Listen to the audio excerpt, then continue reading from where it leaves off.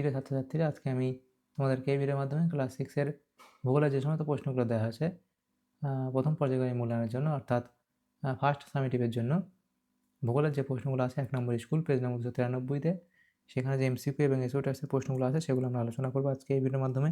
তোমরা ভিডিওটা শুরু থেকে শেষ অবধি অবশ্যই দেখবে এবং চ্যানেলে যদি নতুন হয়ে থাকে অবশ্যই চ্যানেলটাকে সাবস্ক্রাইব করে রাখবে পরবর্তী পেজগুলোর প্রশ্ন উত্তর পাওয়ার জন্য। তো এখানে দেখো যে প্রশ্নগুলো আছে 1 নম্বর স্কুলে, সেখানে আমাদের কী বলা হচ্ছে, এমসিকিউ টাইপ প্রশ্ন দেখা যাচ্ছে। প্রথমে 1-এর দাগে বলা হচ্ছে বিকল্প প্রশ্নগুলির মধ্য থেকে সঠিক উত্তরটি বেছে নিয়ে লেখো। 6টা প্রশ্ন এখানে 1 নম্বর করে দেওয়া আছে, 6 নম্বর। তো এখানে দেখো 6 নম্বর দেওয়া হয়েছে। তো প্রথমে এখানে কি বলা হয়েছে দেখো, 1-এর দাগে 1-এর প্রশ্ন বলা আছে দেখো, উত্তর আকাশে 7টি উজ্জ্বল তারা আমরা যাকে বলি, এখানে হবে সপ্তর্ষি মণ্ডল। এর পরবর্তী প্রশ্ন, লাল গ্রহ বলা হয়, তাহলে লাল গ্রহ বলা হয় এখানে হবে কি মঙ্গল গ্রহকে, অপশান এ। এর পরবর্তী প্রশ্ন, ভারতের মহাকাশ গবেষণা কেন্দ্র বিষয়ক সংস্থাটি হলো ISRO, ISRO, option C. Indian Space Research Organisation. এর পরবর্তী প্রশ্ন, পৃথিবীর গড় ব্যাসার্ধ, অপশান এ 6400 কিমি। এর পরবর্তী প্রশ্ন, মাউন্ট এভারেস্টের উচ্চতা 8848 মিটার, অপশান বি। এর পরবর্তী প্রশ্ন কি, পৃথিবী কক্ষতলের সঙ্গে 66.1 ডিগ্রি কোণ 66.1 ডিগ্রি কোণ করে হেলে আছে। এর পরবর্তী প্রশ্ন, সূর্যোদয়ের আগের সময় হলো, তাহলে এটা কোনটা হবে, উষা, অপশান এ হলো উষা। এই এমসিকিউ টাইপ প্রশ্নগুলো হলো। এর পরবর্তী প্রশ্ন 2-এর দাগে বলা আছে, নিম্নলিখিত প্রশ্নগুলির অতি সংক্ষিপ্ত উত্তর দাও, যে কোনো 4টি। প্রথম প্রশ্ন কি, ভারতের রাজধানীর নাম কি? নয়াদিল্লি। ভারতের রাজধানীর নাম হলো নয়াদিল্লি। এর পরবর্তী প্রশ্ন, ভারতের ক্ষুদ্রতম রাজ্য কোনটি? সেটা হবে কি গোয়া। তার পরবর্তী প্রশ্ন, ভারতের দীর্ঘতম হিমবাহ কোনটি? ভারতের দীর্ঘতম হিমবাহ হলো সিয়াচেন। এর পরবর্তী প্রশ্ন, গঙ্গা নদীর গতিপথের দৈর্ঘ্য কত? সেটা হবে 2525 কিমি। এর পরবর্তী প্রশ্ন দেখো, বলা হচ্ছে সিন্ধু নদের প্রবাহ কোথায় গিয়ে মিশেছে? সিন্ধু নদের প্রবাহ কোথায় গিয়ে মিশেছে? তাহলে সেটা হবে সিন্ধু নদের প্রবাহ আরব সাগরে মিশেছে।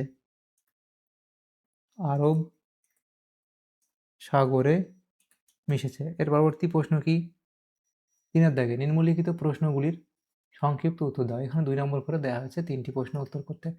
3টে প্রশ্ন আছে, 2টো প্রশ্ন উত্তর করতে হবে, 2 নম্বর করে 4 নম্বর। প্রথম প্রশ্ন, পশ্চিমবঙ্গ ছাড়া আর কোন কোন রাজ্যের সীমানা বাংলাদেশকে স্পর্শ করে আছে? দেখো, পশ্চিমবঙ্গ ছাড়াও ভারতের আরও 4টি রাজ্যের সীমানা বাংলাদেশকে স্পর্শ করে আছে, সেগুলি হলো মেঘালয়, আসাম, ত্রিপুরা এবং মিজোরাম।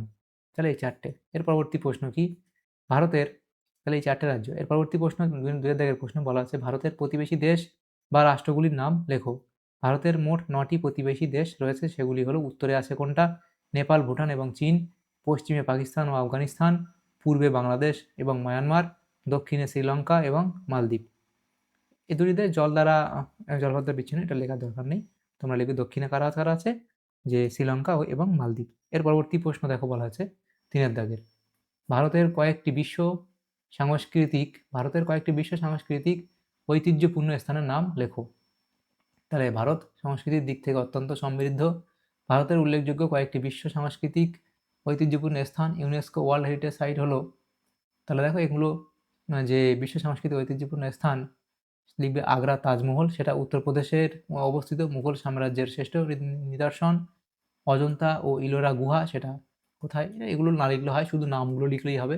এই যে নামগুলো লিখলে হবে, কোণারকের সূর্য মন্দির, সাঁচি স্তূপ, সুন্দরবন, এগুলো নামগুলো লিখলে হবে, বাকি এগুলো না লিখলেও চলে, শুধু নামগুলো লিখলেই হবে। এর পরবর্তী প্রশ্ন দেখো, 4-এর দাগে, নিম্নলিখিত প্রশ্নগুলির সংক্ষিপ্ত ব্যাখ্যামূলক উত্তর দাও, যে কোনো 6টি। তাহলে নিরক্ষরেখা কাকে বলে? নিরক্ষরেখার মান কত? তাহলে নিরক্ষরেখা কাকে বলে লিখবে, তোমার বই থেকেও লিখতে পারো, এর নিরক্ষরেখার মান কত, গুরুত্ব লিখবে। এর পরবর্তী প্রশ্ন দেখো, গুরুত্ব না লিখলে চলে, নিরক্ষরেখার মান লিখলেই হবে। পরবর্তী প্রশ্ন এখানে দেখো মূল দ্রাঘিমারেখা বা মূল মধ্যরেখা বলতে কি বোঝায় এবং এর মান কত সেটা লিখবে। গুরুত্ব লিখলেও চলে, না লিখলেও চলে। পরবর্তী প্রশ্ন কি, অক্ষরেখা ও দ্রাঘিমা রেখার মধ্যে পার্থক্য।